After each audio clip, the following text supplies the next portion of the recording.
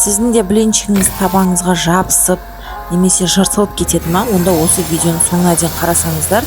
Мен бұл рецептпен 15 жылдан бері жасаймын. Мектеп оқушы кезінен бастап жасағандықтан блинчиктің қыр-сырын барлығын білем.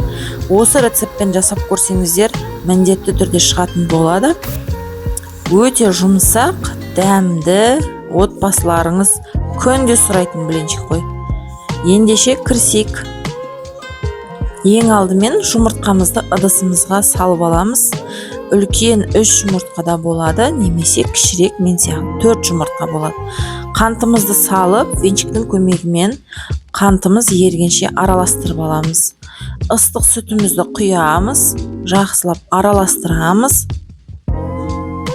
Және сұйық майымызды құямыз. Ұнымызды саламыз, барлығын жақсылап араластырамыз. Алдыңғы видеода қыздар қарасаңыздар, мен өте керемет панкейктің рецептін салғанмын. Соны да бағалап кетіңіздер. Енді ыстық суымызға, қайнап тұрған ыстық суымыздың үстіне содамызды салып, жақсылап араластырамыз. Сыры қыздар, осы араласқан массамызды 15 минутқа бетін жауып қойып қоюымыз керек.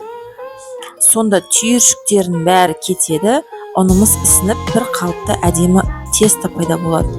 Енді тура видеодағыдай жан кетейін деп тұрған табамызға, қатты ысыған табамыздың бетіне бір ожаудан құйып, тура осылай пісіріп аламыз. Мен сәл күйдіріңкіреп пісірген жақсы көремін, сондықтан осылай сәл қоңыршыл түске еніп тұр. Сіздер сәл ағартып алсаңыздар да болады. Қарасаңыздар, майда-майда тесіктері өте көп. Бірінші жақсылап табамызды қыздыруымыз керек. Екіншіден, бір жағы жақсылап піскенше күте тұруымыз керек. Әйтпесем жыртылып кетеді. Егер сіздің қамырыңыз жабыспай жатса, қамырыңыз сұйық болып кетуі мүмкін. Онда сәл ұн қосып жібересіз, немесе жұмыртқаңыз аз болып қалуы мүмкін. Бір жұмыртқа салып жіберсеңіз, қамырыңызды қайта жасауға болады. Осы рецептпен жасап көріңіздер, тамаша болып шығады. Сіздерге 100% кепілдік берем.